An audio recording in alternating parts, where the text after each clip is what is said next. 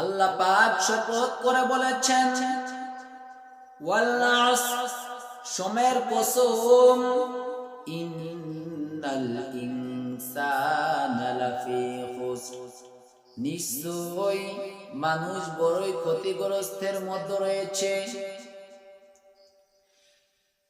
কিন্তু তারা নয়, ইল্লাল্লাযীনা আমানু ওয়া আমিলুস সালিহাত ওয়া তাওয়াসাউ বিল হাক্কি ওয়া তাওয়াসাউ বিস সাবর।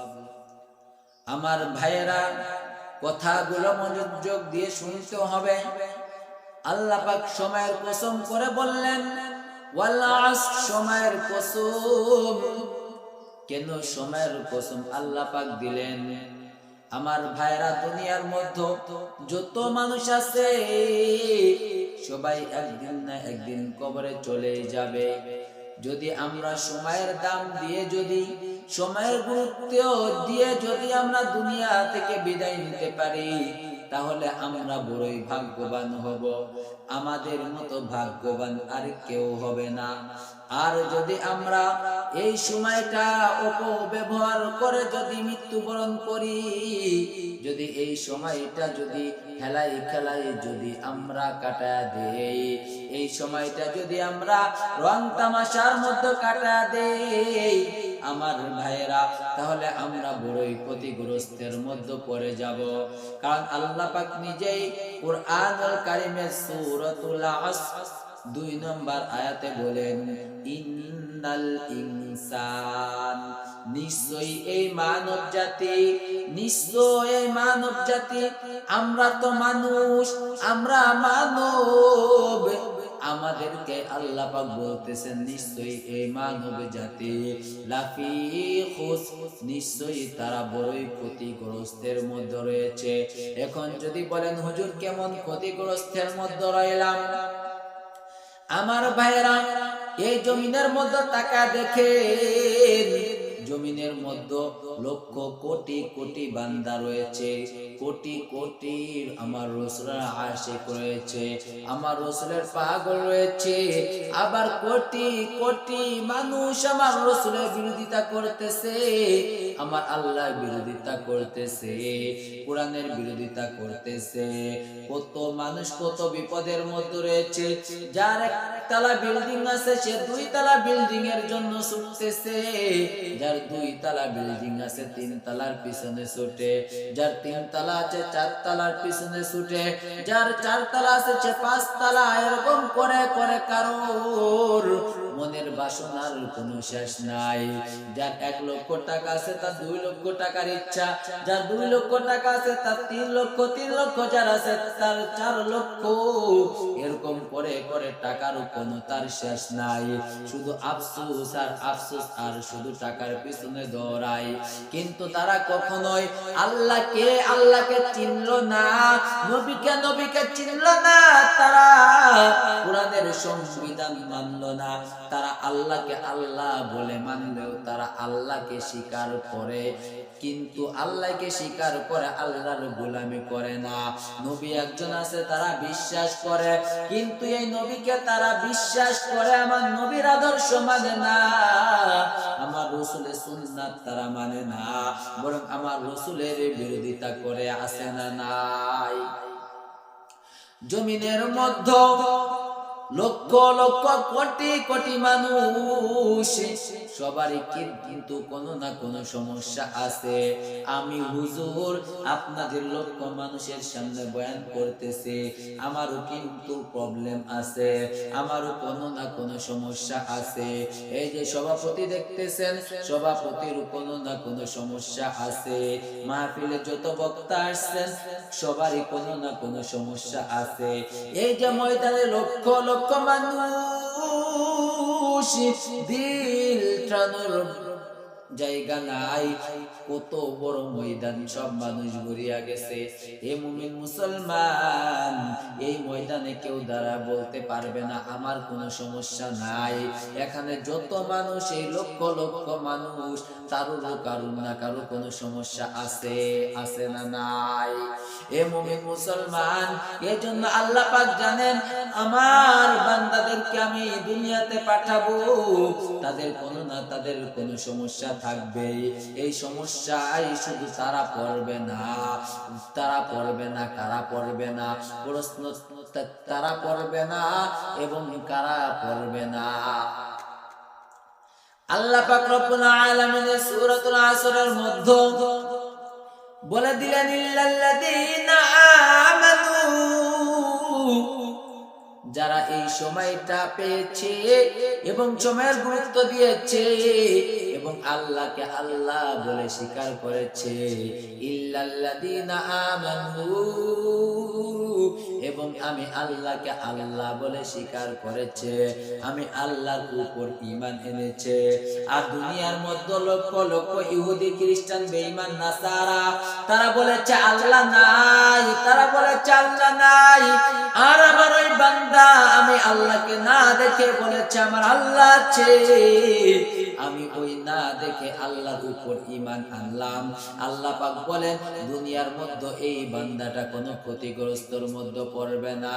শুধু দুনিয়াতে নয়, শুধু দুনিয়াতে নয়, বরং আখিরাতেও, কাল কিয়ামতের ময়দানেও আমার এই বান্দা কোনো ক্ষতিগ্রস্তের মধ্যে পড়বে না। কারণ ইল্লাল্লাযীনা আমানু, কারণ তারা আমি আল্লাহকে না দেখে তারা ঈমান এনেছে, তারা জান্নাত জাহান্নাম না দেখে ঈমান এনেছে, তারা নবীকে না দেখে ঈমান এনেছে, আমি আল্লাহর শাস্তি কত বড় তারা সেইটা না দেখে তারা ঈমান এনেছে, আমি আল্লাহর জান্নাত কত বড় তারা সেইটা না দেখে ঈমান এনেছে। ও মুমিন মুসলমান, আল্লাহর গোলাম, এজন্য এক নম্বরে আল্লাহ পাক বললেন ইল্লাল্লাযীনা আমানু, যারা এক নম্বরে আমি আল্লাহর উপর ঈমান আনবে তারা কোনো ক্ষতিগ্রস্তের মধ্যে পড়বে না, বরং তারা আমি আল্লাহর আরশে আজিমের নিচে ছায়া পাবে। বলেন না সুবহানাল্লাহ। আমার ভাইয়েরা, কথাগুলো শুধু শুনলে হবে না, কথাগুলো দিলের কান দিয়ে শুনতে হবে, কথাগুলো আমল করার নিয়তে শুনতে হবে। যদি আমরা আমলের নিয়তে শুনি তাহলে আমাদের এই শোনাটাও সওয়াব হবে, আর যদি আমলের নিয়তে না শুনি তাহলে আমাদের এই শোনাই কোনো ফায়দা হবে?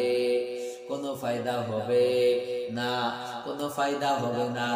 এ মুমিন মুসলমান, এই জন্য 2 নম্বরে আল্লাহ পাক বলেন ওয়াআমিলুস সালিহাত, ও বান্দা তোমরা সৎ কাজ করো, তোমরা নেক কাজ করো, তোমরা ভালো কাজ করো। আর তোমরা যদি ভালো কাজ করো, তোমরা যদি সৎ কাজ করো, যদি তোমরা মানুষকে ভালো কাজের আদেশ দাও, উপদেশ দাও, মানুষকে খারাপ কাজ থেকে বিরত রাখার জন্য যদি তুমি মাঠে ময়দানে কাজ করো, তুমি মানুষের পা ধরে ধরে, একজন গান শুনতেছে তুমি তাকে সেইটা থেকে বিরত রাখলে, তুমি তোমার সামনে একজন খারাপ কোন অশ্লীল কাজ করতেছে, তুমি তাকে সেইটা থেকে বিরত রাখলে, তুমি তাকে মানা করলে, নিষেধ করলে, তুমি তাকে বুঝাইলে, ও মুমিন মুসলমান শুনে নাও, ওয়াআমিলুস সালিহাত, তুমি নেক কাজগুলা করতেছো, তুমি নিজে খাইতেছো, অন্যকে খাওয়াইতেছো, তুমি একজনকে উপকার করলে, একজনকে দান করলে, ও মুমিন মুসলমান, যখন তুমি তাদেরকে দান করবে, তুমি কোন মানুষের সাথে তুমি ভালো ব্যবহার করলে, তুমি নেক কাজ করলে, তুমি ভালো কাজ করলে, সৎ কাজ করলে, সৎ পথে তুমি নিজে অটল থাকলে, শুনে নাও, শুনে নাও, ও মুমিন মুসলমান ভাই আমার, আল্লাহ পাক বলেন আমার এই বান্দাটাও আমার আরশে আজিমের নিচে ছায়া পাবে। সুবহানাল্লাহ, জোরে বলেন মিয়া সুবহানাল্লাহ, জোরে বলেন সুবহানাল্লাহ। 2 নম্বরে যারা ভালো কাজ করে, সৎ কাজ করে, তাদেরকে আল্লাহর আরশ আজিমের নিচে ছায়া দিবেন কে? এ মুমিন মুসলমান, আরশ আজিমের নিচে ছায়া দিবেন কে? আমার আল্লাহ আরশ আজিমের নিচে এই 2 নম্বর গুণওয়ালা বান্দাকে আরশ আজিমের নিচে ছায়া দিবেন, বলেন না সুবহানাল্লাহ। 3 নম্বর আল্লাহ পাক বলেন ওয়াতাওয়াসাউ বিল হক, এ বান্দা সত্যের উপর অটল থাকো। তুমি কুরআন হাদিস দিয়ে সত্য কথা বলবে। তোমার নামে যদি মানুষ মিথ্যা মামলাও দেয়, যদি তোমাকে জেলের মধ্যে ঢুকায়, যদি ফাঁসির কাস্তে ঝোলায়, যদি গুম করে ফেলে, যদি তোমাকে বিধবা বানায় দেয়, যদি তোমাকে স্ত্রী ছাড়া করে দেয়, তোমাকে ঘর ছাড়া করে দেয়, তোমার মাকে ছাড়া করে দেয়, তোমার বাবাকে ছাড়া করে দেয়, তোমাকে সন্তান ছাড়া করে দেয়, তোমাকে দুনিয়ার সমাজ থেকে বিচ্ছিন্ন করে দেয়, এর বান্দা তুমি যদি হকের উপর অটল থাকো, দুনিয়ার সবাই তোমার পর হয়ে যাবে, আমি আল্লাহ তোমার হয়ে যাব, বলেন না সুবহানাল্লাহ। এই জন্য আল্লাহ পাক বলেন 3 নম্বর গুণ, তোমরা সত্য কথা বলবে, সত্যের উপর অটল থাকবে, কখনো মিথ্যাকে আশ্রয় দিবে না, প্রশ্রয় দিবে না। তোমরা যদি মিথ্যাকে প্রশ্রয় দাও, তাহলে শুনে নাও, আমি আল্লাহ কাল কিয়ামতের ময়দানে তোমাদের এই জিহ্বাটা আগুনের কাইসি দিয়ে কাটবো। তোমাদের এই জিহ্বাটা আগুনের কাইসি দিয়ে কাটবো। শুধু তা নয়, তোমার যারা মুসল্লি ছিল, তোমার যারা শ্রোতা ছিল, তাদের সামনে তোমাকে শোয়া দিব, তোমাকে উপর করিয়া শোয়া দিব, তোমার গায়ের উপর দিয়ে এই তোমার এই শ্রোতারা জাহান্নামে যাবে। এই জন্য আমাদের 3 নম্বর গুণ হবে সত্য কথা বলতে হবে, সত্যের উপর অটল থাকতে হবে। যদি সত্য কথা বলে যদি জেল হয়, ফাঁসি হয়, যদি আমাদেরকে গুম করে ফেলে, খুন করে ফেলে, আমাদের কোনো চিন্তা নাই, কারণ আমাদেরকে দুনিয়ার মানুষ থেকে বিচ্ছিন্ন করবে, সব আমার আল্লাহ আমারও হয়ে যাবে। এই জন্য আমার ভাইয়েরা 3 নম্বর গুণ, আমাদের সত্য কথা বলতে হবে। বর্তমান সমাজে যারা আলেম উলামা কোরআনের কথা বলে, আমার রাসূলের হাদিসের কথা বলে, যারা ইসলামের পক্ষে কথা বলে, কোরআনের পক্ষে কথা বলে, যারা নাস্তিক মুরতাদদের বিরুদ্ধে হুঙ্কার ছাড়ে, যারা আলেম উলামার পক্ষে কথা বলে, যারা পীর ওলিয়া উলিয়াদের পক্ষে কথা বলে, এই সব আলেমদের বিরোধিতা করে কিছু নাস্তিক মুরতাদ, কিছু মুনাফিক, কিছু ইহুদিদের দালালেরা। আর আমরা তাদেরকেও বলতে চাই, তোমরা আমাদের বিরোধিতা করবা, আমরা তোমাদের চক্ষু রাঙানো দেখে ভয় পাই না, বরং আমরা তো ভয় পাই আমার মালিককে। আমার মালিক যদি আমাদের হয়ে যায়, তাহলে তোমাদের মতো রাম বাম নাস্তিক মুরতাদদের ভয় দেখে আমাদের কোনো লাভ নাই।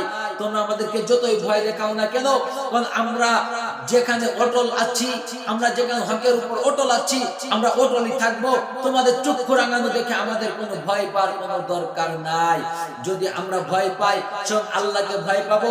যদি আমরা ভয় পাই, আমরা জাহান্নামকে ভয় পাবো। যদি আমরা ভয় পাই, আমার আল্লাহর আযাব দেখে আমরা ভয় পাবো। তাছাড়া তোমাদের মতো কিছু রাম বাম নাস্তিক মুরতাদদেরকে দেখে আমরা মুসলমান কখনো ভয় পাই না।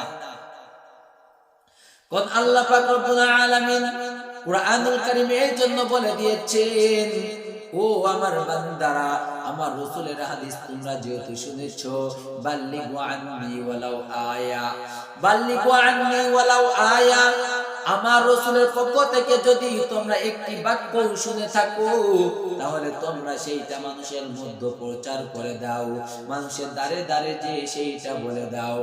ও মুমিন মুসলমান, আজ আমরা কোরআনের কথা বলি, আমাদেরকে কত এমপি মন্ত্রী জজ ব্যারিস্টার কত পুলিশ আমাদেরকে বলে হুজুর কোরআনের কথা বলা যাবে না, কোন আমাদের নিষেধ আছে। আমরা ওই সব নাস্তিক মুরতাদদেরকে আমরাও কঠিন আওয়াজে জানা দিতে চাই, তোমরা যে সরকারের দালালি করো ওই সরকারকে যে আল্লাহ বানাইছে, আমরাও তো সেই আল্লাহর গোলামি করি, আমরা তো সেই আল্লাহর কোরআনের কথাই বলি। আমরা তোমাদের কোনো কথা আমরা শুনতে চাই না, আমরা তোমাদের কথা শুনে আমরা কোরআনের কথা বন্ধ করব না, আমার রাসূলের কথা বন্ধ করব না, আমরা আলেম উলামার বিরোধিতা করতে পারবো না, আমরা পীর ওলি আউলিয়াদের বিরোধিতা করতে পারবো না, আমরা যারা আলেম উলামা পীর মাশায়েখদের যত মাজার আছে তার বিরোধিতা করতে পারবো না। তো যতই তোমরা আমাদেরকে চক্ষু রাঙানো ভয় দেখাও, তোমাদের চক্ষু রাঙানো ভয় দেখে আমরা ভয় পাই না। কারণ আমার আল্লাহ আমাদেরকে সাহস দিয়েছেন। আল্লাহ পাক বলেছেন, বান্দা তোরা আমার পথে 1 পা হাঁটবি, আমি আল্লাহ তোদের পথে 10 পা হাঁটবো। বান্দা তোরা আমাকে ডাকবি, আমি আল্লাহ তোদের ডাকে সাড়া দিব। কিন্তু নাস্তিক মুরতাদেরা আমি আল্লাহকে ডাকবে না, নাস্তিক মুরতাদেরা তার এমপি মন্ত্রী তাদের যারা ক্ষমতা আছে তাদেরকে ডাকবে, তারা ডাকবে তাদেরকেও তো আমি আল্লাহ ক্ষমতা দিয়েছি, তারা তাদেরকে ডাকবে, তাদের ডাকায় কোনো কাজ হবে না। ও বান্দা, যারা হকের উপর আছো, যারা সত্য কথা বলতেছো, তারা আমি আল্লাহর উপর বিশ্বাস রাখো, ও তাওয়াক্কালতু আলাল্লাহ, আল্লাহর উপর ভরসা রাখো, দেখবে তোমাদের বিজয় সুনিশ্চিত আসবে। আর যদি তোমরা নাস্তিক মুরতাদের যদি পথ ধরো, তাহলে তোমরা জাহান্নামের আসামি হয়ে দুনিয়া থেকে বিদায় নিবে। এই জন্য আমাদের যারা চক্ষু রাঙানো দেখান, যারা বলেন কোরআনের কথা বলা যাবে না, তাদেরকে বলি আপনাদের শুনতে মন চাইলে আসবেন না, শুনতে মন চাইলে আসবেন না। কোরআনের কথা যতটুকু শিখেছি, যতটুকু জেনেছি, আমার রাসূলের কথা যতটুকু শুনেছি, যতটুকু জেনেছি, এতটুকু মানুষের কাছে পৌঁছায় দিব ইনশাআল্লাহ। যদি মাহফিল বন্ধ করে দেন তবু কোনো সমস্যা নাই, মসজিদের মেম্বারে বসে হক কথা বলবো। যদি মসজিদের মেম্বার যদি বন্ধ হয়ে যায়, তাহলে আমরা গাছের নিচে বৈশা আমরা কোরআনের কথা বলবো, আমরা মানুষদেরকে জিহাদের কথা বলবো। আপনাদের চক্ষু রাঙানো দেখে আমাদের ভয় পাবো না ইনশাআল্লাহ। আল্লাহ পাক রব্বুল আলামিন 4 নম্বর গুণ বললেন ওয়া তাওয়াসাউ বিস সাবর। ও বান্দা, তোমরা আমি আল্লাহর প্রতি ধৈর্য ধারণ করো। এরে বান্দা, তোমরা ধৈর্য ধারণ করে সামনে পথ এগিয়ে চলো। কারণ বান্দা, যদি তোমরা ধৈর্য ধারণ না করতে পারো, তাহলে তোমরা ভালো একটা পথ পাবে না। এরে বান্দা, কারণ তোমরা ইসলামের পথে চলতে গেলে তোমাদের পথে কাটা আসবে, তোমাদেরকে বাধা দিবে, তোমাদেরকে কত রকমের অশ্লীল কথা বলবে, তোমাদেরকে গালমন্দ করবে। এই বান্দা, তোমরা ধৈর্য ধারণ করে তোমরা সামনে এগিয়ে চলো। যদি তোমরা সামনে এগিয়ে চলতে পারো, তাহলে দেখবে তোমাদের পথটা কাটার হলেও তোমরা ওই কাটার পথে যেরকম মুসার আগুনকে আমি আল্লাহ জান্নাতের বিছানা বানিয়ে দিয়েছিলাম, ওরকম তোমাদের ওই কাটার পথটাও আমি আল্লাহ ওই কাটার উপর ফেরেশতা যে নূরের পাখনা বিছিয়ে দিব। বলেন না সুবহানাল্লাহ।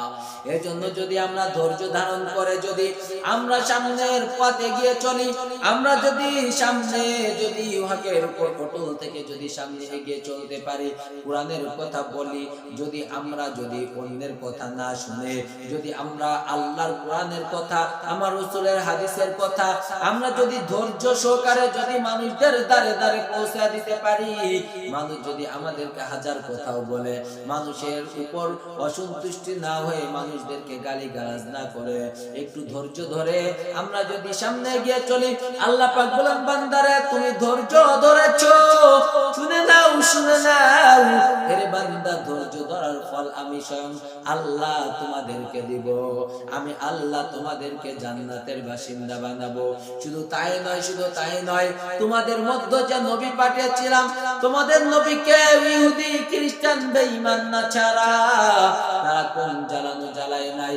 তারা তোমাদের নবীকেও পাথর মেরেছে, তোমাদের নবীকেও অত্যাচার করেছে, তোমাদের নবীকেও জুলুম করেছে, তোমাদের নবীকেও তারা মিথ্যা কথা বলেছে, তোমাদের নবীকে তারা মিথ্যাবাদী বলেছে, তোমাদের নবীকে তারা পাগল বলেছে, তারা মাতাল বলেছে, তোমাদের নবীকে তারা কতই না অত্যাচার করেছে, জুলুম করেছে। কিন্তু তোমাদের নবী ভেঙ্গে না পড়ে, তোমাদের নবী হযরত মুহাম্মদ সাল্লাল্লাহু আলাইহি ওয়াসাল্লাম ভেঙ্গে না পড়ে, তা সে ধৈর্য ধারণ করে। আমি আল্লাহর উপর বিশ্বাস রেখে, আমি আল্লাহর উপর তার পুরো আস্থা বিশ্বাস রেখে সে ইসলামের দাওয়াত দিয়েছে, কালেমার দাওয়াত দিয়েছে। এই জন্য আমি আল্লাহ ওই মক্কা মদিনার মধ্যে লক্ষ লক্ষ লক্ষ লক্ষ সাহাবী তৈরি করে দিয়েছিলাম, লক্ষ লক্ষ কোটি কোটি বান্দা দুনিয়ার মধ্যে আমি আল্লাহ ওই নবীর উম্মত বানায় পাঠাইতেছিলাম। এজন্য তোমাদের নবী, যত নবী আসছে সব নবীরাই ধৈর্য ধারণ করেছে, কষ্ট সহ্য করেছে।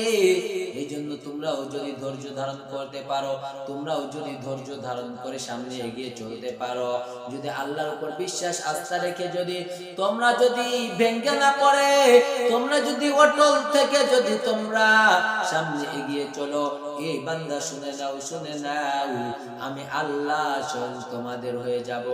এই জন্য আমার মুমিন মুসলমান ভাইরা, এই চারটা গুণ যদি আমাদের মধ্যে যদি আমরা ধরতে পারি, আমাদের মধ্যে যদি গেঁথে রাখতে পারি, এক নম্বরে আমরা আল্লাহকে যদি মনে প্রাণে যদি বিশ্বাস করতে পারি, এক নম্বরে বলেন তো আমরা ঈমান আনবো কার উপর? এ মুমিন মুসলমান চিল্লায় বলে ঈমান আনবো কার উপর? ঈমান আনবো এক আল্লাহর উপর। দুই নম্বরে আমরা কোন পথে হাঁটবো, খারাপ পথে নাকি সৎ পথে? আমরা কোন পথে হাঁটবো? আমরা কি কাঁটাওয়ালা পথে হাঁটবো নাকি যেখানে কাঁটা নেই সেই পথে হাঁটবো? এ মুমিন মুসলমান, আমাদের কথা আমরা সত্য কথা বলবো, মানুষদেরকে হক কথা বলবো, আমাদের মুখ দিয়ে কখনো খারাপ আসবে না, আমরা মিথ্যাকে কখনো প্রশ্রয় দিব না। যদি আমাদের মধ্যে যদি এই চারটা গুণ যদি আমরা ধরতে পারি, যদি গেতে যদি সামনের পথগুলো যদি চলতে পারি, আমাদেরকে আল্লাহ পাক রব্বুল আলামিন জান্নাতের মেহমান হিসেবে কবুল করবেন। এজন্য আমার ভাইয়েরা, আমাদের প্রতিটা ক্ষেত্রে সময়ের দাম দেওয়ার দরকার। যে আল্লাহ সময় দিয়েছেন আমাদেরকে, এই সময়টা যদি কাজে লাগাইতে পারি, তাহলে শুনে নেন, শুনে নেন, আমরা আল্লাহকেও পাবো, নবীকেও পাবো। আর আল্লাহকে আর নবীকে যদি আমরা পেয়ে যাই, আমাদের আর দুনিয়াতেও চিন্তা নাই, আমাদের আখিরাতেও চিন্তা নাই।